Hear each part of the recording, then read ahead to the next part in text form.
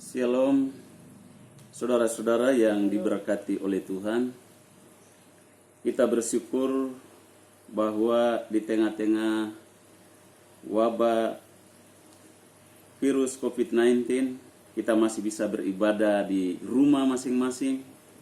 Tetapi di dalam semuanya itu kita harus bersyukur bahwa Tuhan mengasihi kita. Dan karena itu dalam ibadah ini kita juga akan mendengarkan firman Tuhan sama-sama. Kita akan baca di dalam Injil Yohanes pasal ke-8. Injil Yohanes pasal 8 ayat 30 sampai dengan ayat 36. Injil Yohanes pasal 8 ayat 30 sampai dengan ayat 36. Yang bunyinya demikian, kita baca sama-sama. Kebenaran yang memerdekakan. 2-3. Setelah Yesus mengatakan semuanya itu, banyak orang percaya kepadanya. Maka katanya kepada orang-orang Yahudi yang percaya kepadanya, "Jikalau kamu tetap dalam firman-Ku, kamu benar-benar adalah murid-Ku, dan kamu akan mengetahui kebenaran, dan kebenaran itu akan memerdekakan kamu." Jawab mereka, "Kami adalah keturunan Abraham dan tidak pernah menjadi hamba siapapun. Bagaimana engkau dapat berkata, kamu akan merdeka?" Kata Yesus kepada mereka, "Aku berkata kepadamu, sesungguhnya setiap orang yang berbuat dosa adalah hamba dosa. Dan hamba tidak tetap tinggal dalam rumah, tetapi anak tetap tinggal dalam rumah. Jadi apabila anak itu memerdekakan kamu, kamu pun benar-benar merdeka." Nah, saudara-saudara yang dikasihi oleh Tuhan, pada kesempatan yang indah ini kita membaca firman Tuhan yang judulnya begitu indah, berbicara tentang kebenaran yang memerdekakan. Saudara-saudara, tidak ada satu hal apapun yang bisa memerdekakan manusia di tengah-tengah dunia ini, kecuali kebenaran yang bisa memerdekakan. Suatu bangsa dijajah oleh musuhnya dalam suatu dasawarsa tertentu. Tetapi saudara-saudara, kita menyadari bahwa membutuhkan perjuangan yang besar untuk bisa bagaimana caranya memperoleh kemerdekaan. Contohnya bangsa Indonesia sekian ratus tahun berada di dalam jajahan bangsa Belanda, bahkan dijajah oleh bangsa Jepang. Tetapi bangsa Indonesia berjuang begitu rupa dan memperoleh kemerdekaan. Dan karena itu pada pagi hari ini berdasarkan konteks yang telah kita baca, maka firman Tuhan pada pagi hari ini adalah dengan judul kemerdekaan yang memerdekakan. Pertanyaannya adalah bagaimana caranya supaya seseorang dimerdekakan? Bagaimana caranya supaya kebenaran itu memerdekakan setiap orang yang percaya kepada Tuhan? Cara yang pertama supaya kita dimerdekakan oleh Tuhan adalah ayat 30 sampai dengan ayat 32. Di situ jelas sekali tadi kita sudah baca, berbicara tentang menjadi murid Tuhan yang sejati. Untuk menjadi murid Tuhan yang sejati enggak segampang yang dibayangkan. Tetapi harus ada intervensi dari pihak Allah. Tuhan memanggil setiap orang untuk mau datang percaya kepadanya. Dan ketika seseorang menyatakan pernyataan untuk percaya kepada Tuhan dalam Yohanes pasal yang pertama ayat yang ke-12, di sana dikatakan begini. Sebab setiap orang yang menerimanya diberinya kuasa menjadi anak-anak Allah, yaitu mereka yang percaya dalam namanya. Jadi ketika orang percaya kepada Tuhan diberikan mandat, diberikan kuasa, diberikan otoritas penuh untuk menjadi anak Allah. Jadi hal yang membuktikan bahwa kita adalah murid Tuhan yang sejati adalah kita percaya kepada Tuhan. Di dalam ayat 30 di situ dikatakan setelah Yesus mengatakan semuanya itu, banyak orang percaya kepadanya. Hal apa yang dikatakan oleh Yesus di situ? Yesus berbicara tentang Yesus bukan berasal dari dunia ini, tapi dia berasal dari surga. Dan karena itu dia datang ke dunia ini dan menyatakan dirinya kepada orang-orang Yahudi pada saat itu, bahwa jikalau mereka tidak bertobat maka mereka akan mati dalam dosa mereka. Lalu ada kontradiksi, ada percakapan, ada pembicaraan yang begitu genting yang terjadi di antara Yesus dan orang-orang Yahudi. Dan Yesus katakan bahwa kalian harus bertobat, karena kalau tidak, kalian akan mati dalam dosamu. Di dalam Yohanes 8 ayat 24 di sana dikatakan begini. Karena itu tadi aku berkata kepadamu bahwa kamu akan mati dalam dosamu, sebab jikalau kamu tidak percaya bahwa akulah dia, kamu akan mati dalam dosamu.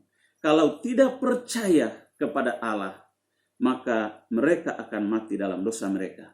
Ketika Yesus menempelak dosa daripada orang-orang Yahudi, dikatakan bahwa di antara mereka banyak orang-orang yang percaya kepadanya. Nah, Bapak Ibu saudara-saudara yang diberkati oleh Tuhan, untuk menjadi murid Tuhan yang sejati, maka langkah yang pertama dia harus percaya kepada Tuhan dengan sungguh-sungguh bahwa Yesus adalah Tuhan dan Juru Selamat.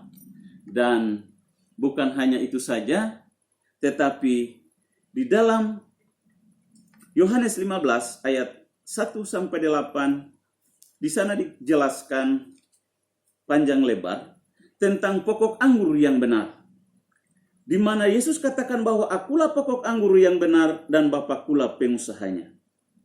Artinya dia adalah pokok anggur yang benar itu, dan kita adalah ranting-rantingnya yang melekat pada pokok anggur.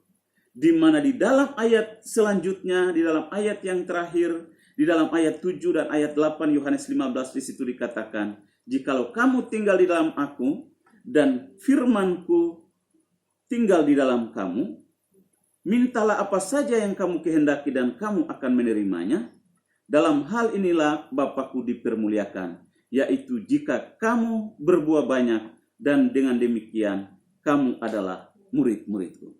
Jadi di sini firman Tuhan menegaskan kepada kita bahwa dia adalah pokok anggur yang benar. Makanya kita percaya kepadanya. Dia adalah kebenaran itu karena dia adalah Allah. Di dalam Yohanes 1 ayat 1 di sana dikatakan bahwa firman itu adalah Allah. Ya, jadi firman itu adalah Allah, Yesus adalah Allah, makanya kita percaya kepadanya. Kita kembali kepada Injil Yohanes pasal 8 tadi. Di dalam ayat yang ke-31 di situ dikatakan, maka katanya kepada orang-orang Yahudi yang percaya kepadanya, jikalau kamu tetap dalam firman-Ku, kamu benar-benar adalah murid-Ku. Jadi, orang yang mau menjadi murid Tuhan yang sejati, dia harus percaya, dan yang berikut, dia harus tetap di dalam firman-Nya. Karena Yesus mengatakan dengan sangat tegas di situ dikatakan, jikalau kamu tetap dalam firman-Ku, kamu benar-benar adalah murid-Ku. Dan murid Tuhan itu harus belajar tentang kurikulum kebenaran. Sampai kapan? Tidak ada batas waktu. Sampai kepada akhir hayat seseorang belajar tentang kurikulum kebenaran. Untuk menjadi murid Tuhan. Di sekolahnya Tuhan, di universitasnya Tuhan. Orang harus belajar tentang kurikulum kebenaran itu sampai kepada akhir hayat.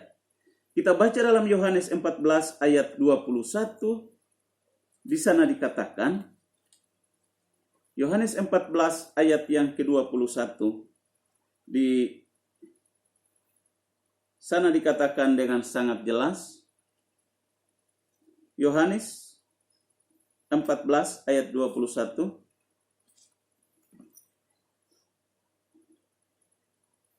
barang siapa memegang perintahku dan melakukannya, dialah yang mengasihi aku, dan barang siapa mengasihi aku, ia akan dikasihi oleh Bapakku, dan aku pun akan mengasihi dia, dan akan menyatakan diriku kepadanya. Ya, jadi Yohanes di sini menegaskan bahwa orang yang memegang perintah Tuhan, yang berpegang kepada firman Allah, bukan hanya tahu tentang firman, bukan hanya tahu ngomong, bukan hanya tahu berbicara, tetapi selanjutnya di situ dikatakan bahwa melakukannya. Jadi melakukan firman Tuhan, dialah yang mengasihi aku, dan barang siapa mengasihi aku, ia akan dikasihi oleh Bapakku, dan aku pun akan mengasihi dia, dan akan menyatakan diriku kepadanya. Ya, jadi orang yang mau berpegang kepada kebenaran, sekolah kepada sekolahnya Tuhan, universitasnya Tuhan, maka dia harus benar-benar mengikuti kurikulum pembelajaran kebenaran itu sampai akhir hayat. Dia tetap percaya, dia tetap di dalam firman sampai akhir hayat. Dan di dalam ayat 32 Yohanes 14, Yohanes pasal 8 ayat 32, di sana dikatakan begini, dan kamu akan mengetahui kebenaran, dan kebenaran itu akan memerdekakan kamu. Seorang murid ketika dia sekolah, dia tidak bisa langsung mengerti tentang banyak pelajaran. Berbagai pelajaran yang telah diberikan oleh para dewan guru, atau seorang mahasiswa lah ketika dia kuliah, setiap mata kuliah yang diberikan oleh para dosen, dia tidak langsung bisa mengerti semuanya. Tetapi step by step, tahap demi tahap dia belajar dan terus belajar dari waktu lepas waktu, dan kemudian dia mendalami mata kuliah itu atau pelajaran itu, dan dia mengerti tentang pelajaran atau mata kuliah tersebut. Dan lama-kelamaan mata kuliah atau pelajaran tersebut akan berdampak kepada kehidupannya. Demikian juga orang yang percaya kepada Tuhan, ketika dia belajar kebenaran, dia belajar firman Tuhan secara saksama, dia mencoba untuk menggali dan terus menggali kebenaran firman Tuhan. Dia belajar dari berbagai aspek lewat sekolah teologi, pembelajaran pribadi, renungan pribadi. Dia rajin membaca firman Tuhan, membaca Alkitab. Dia terus belajar mendengar khotbah-khotbah dari YouTube, dan juga berbagai hal yang dia harus berusaha untuk belajar. Dan ketika seseorang belajar dengan saksama, dengan penuh keseriusan, maka dia akan mengetahui, mengerti kebenaran. Dan Alkitab mengatakan bahwa kebenaran itu akan memerdekakan. Nah, saudara-saudara yang dikasihi oleh Tuhan Yesus, seorang wanita pada saat bertemu dengan Tuhan Yesus, yaitulah perempuan Samaria, kita tahu tentang kisah ini, bahwa pada waktu Tuhan Yesus bersama murid-muridnya, mereka datang di suatu tempat yang namanya Sikar. Di situ ada sumur Yakub, di mana di situ perempuan ini datang membawa tempayan hendak menimba air untuk keperluan dan kebutuhannya. Tetapi Yesus berjumpa dengan beliau, dan Yesus berkata bahwa berikanlah aku minum air itu, supaya aku dapat minum. Lalu wanita itu berkata, orang Yahudi tidak pernah bergaul dengan orang Samaria. Bagaimana engkau meminta minum kepada seorang Samaria? Tetapi Yesus berkata begini, dengan ketika wanita itu menimba air dan memberikan kepada dia minum, Tuhan Yesus berkata, air yang akan kuberikan kepadamu akan menjadi mata air di dalam dirimu. Di dalam pernyataan Yesus menyampaikan kebenaran, di dalam percakapan itu, wanita itu berkata, berikanlah air itu supaya aku jangan datang di tempat ini untuk menimba air untuk minum, untuk kebutuhan kami. Karena dia berpikir dia tidak perlu capek dan lelah untuk datang ke sumur itu. Tapi Alkitab mengatakan dengan jelas bahwa Yesus mengatakan, pergilah dan panggil suamimu. Padahal Yesus baru berjumpa dengan perempuan Samaria ini, tapi Yesus tahu bahwa dia punya suami. Perempuan ini berkata, aku tidak punya suami. Yesus berkata, dalam hal ini engkau berkata benar. Tetapi Alkitab mengatakan di dalam Kisah Yohanes pasal 4 ayat 1 sampai 42, di situ sangat jelas, di sana dikatakan bahwa perempuan ini dia berusaha untuk menghindari, bersembunyi, menyembunyikan bagaimana saat itu dia kumpul kebo, katakanlah. Dia bersuami yang bukan suaminya, dan itu suami yang kelima, kata Tuhan Yesus. Dan suami yang ada padamu adalah suami yang kelima. Perempuan ini begitu kaget, dan apa yang terjadi? Dia berkata, engkau adalah Tuhan, engkau adalah Tuhan, engkau adalah seorang Mesias. Dan Alkitab mengatakan bahwa dia percaya kepada Tuhan, dan dia masuk ke dalam kota Samaria itu, dan dia memberitahukan kepada semua orang-orang Samaria bahwa segala sesuatu yang dikatakan oleh Yesus, dan Alkitab mengatakan dengan sangat jelas bahwa orang-orang itu datang kepada Tuhan Yesus dan Tuhan Yesus mengajari mereka selama 2 hari. Dan kisah itu menceritakan bahwa banyak orang Samaria itu percaya kepadanya dan mereka berkata, kami percaya bukan oleh karena apa yang engkau perkatakan, tetapi oleh karena kami mendengar secara langsung, kami melihat dengan mata secara langsung bahwa Yesus adalah Mesias, Yesus adalah Tuhan, dan saat itu mereka percaya kepadanya. Selama ini perempuan Samaria ini dibelenggu oleh dosa. Perempuan Samaria ini menyembunyikan dosa. Tetapi Yesus yang adalah kebenaran, Yesus adalah firman itu, Yesus adalah Tuhan itu, Yesus adalah Allah itu.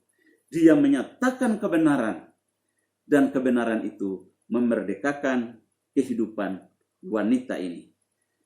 Nah, saudara-saudara yang dikasihi oleh Tuhan, seorang manusia ketika merenungkan perjalanan kehidupannya dari lahir sampai usia saat ini, mungkin usianya sekian belasan tahun atau puluhan tahun, mungkin ada begitu banyak dosa-dosa yang dilakukan.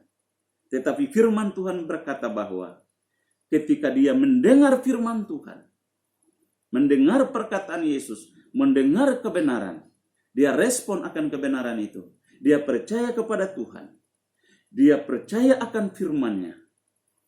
Dan dikatakan firman itu akan memerdekakan dia. Dan dia dimerdekakan dari segala kuasa dosa dan kuasa maut. Nah, saudara-saudara, Bapak Ibu yang diberkati oleh Tuhan, itulah bahagian yang pertama. Bahagian yang kedua di dalam Yohanes 8 ayat 33 sampai dengan ayat 36. Ayat-ayat itu tadi juga kita sudah baca. Di situ dikatakan, saya baca sekali lagi ayat 33. Jawab mereka, kami adalah keturunan Abraham dan tidak pernah menjadi hamba siapapun. Bagaimana engkau dapat berkata kamu akan merdeka? Kata Yesus kepada mereka, aku berkata kepadamu, sesungguhnya setiap orang yang berbuat dosa adalah hamba dosa. Dan hamba tidak tetap tinggal dalam rumah, tetapi anak tetap tinggal dalam rumah. Jadi apabila anak itu memerdekakan kamu, kamu pun benar-benar merdeka. Nah, saudara, bahagian yang kedua, caranya bagaimana supaya kita dimerdekakan oleh Tuhan. Hal kedua adalah menjadi anak Tuhan yang sejati. Bukan hanya sekedar datang berkata bahwa saya percaya Tuhan Yesus, dan setelah itu tidak pernah baca firman Tuhan, tidak pernah beribadah, tidak pernah berdoa, dan mungkin kalau beribadah pun itu setahun sekali atau 2 kali. Bisa juga menjadi orang Kristen yang musiman. Ketika dia mood, dia boleh datang di gereja, ketika tidak mood, tidak datang di gereja. Itu orang Kristen yang benar-benar bukan menjadi anak Tuhan yang sejati. Tetapi anak Tuhan yang sejati adalah ketika kondisi dan keadaan terpuruk sekalipun, dia tetap konsisten untuk memuji, memuliakan Tuhan. Mendengar firman Tuhan, beribadah kepada Tuhan. Dia tetap yada dengan Tuhan. Dia tetap proskuneo dengan Tuhan. Dia tetap intim dengan Tuhan dalam segala situasi dan kondisi. Dan karena itu, saudara-saudara yang dikasihi oleh Tuhan, di tengah-tengah wabah virus corona yang mengancam semua manusia di dunia ini, kita tetap harus konsisten. Kita tetap memiliki loyalitas yang tinggi. Sekalipun ibadah di rumah, kita tetap beribadah kepada Tuhan dengan penuh kesungguhan, dengan penuh kerendahan hati, dengan sebuah pernyataan benar-benar bahwa kita membutuhkan Tuhan. Bukan pada saat oleh karena virus ini mengancam kita lalu kita butuh Tuhan. Tidak, dalam saat senang, dalam saat susah, dalam keadaan baik, dalam keadaan tidak baik, kita tetap bersekutu dengan Tuhan. Menjadi anak Tuhan yang sejati adalah orang yang tidak diperhamba oleh dosa. Kita baca di dalam Roma 6 ayat 13. Roma 6 ayat 13. Roma 6 ayat 13. Ada seorang temukan, tolong baca.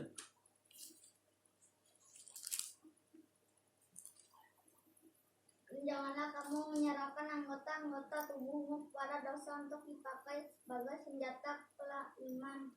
Tapi serahkanlah dirimu kepada Allah sebagai orang-orang yang dahulu mati, tapi yang sekarang hidup. Dan serahkanlah anggota-anggota tubuhmu kepada Allah untuk menjadi senjata-senjata kebenaran. Amin. Di situ jelas sekali bahwa janganlah kamu menyerahkan anggota-anggota tubuhmu kepada dosa untuk dipakai sebagai senjata-senjata kelaliman. Tetapi serahkanlah anggota tubuhmu dipakai sebagai senjata kebenaran. Artinya kita menjadi anak-anak Tuhan yang sejati, harus hidup kita seluruhnya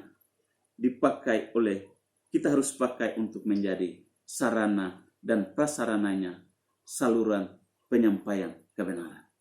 Hidup kita harus tetap menjadi kesaksian.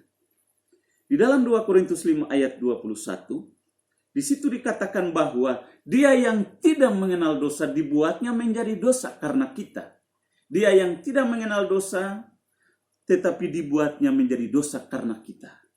Bahkan di dalam 1 Petrus pasal 2 ayat 24, di situ dikatakan bahwa ia sendiri telah memikul dosa kita di dalam tubuhnya di kayu salib, supaya kita yang mati terhadap dosa hidup untuk kebenaran.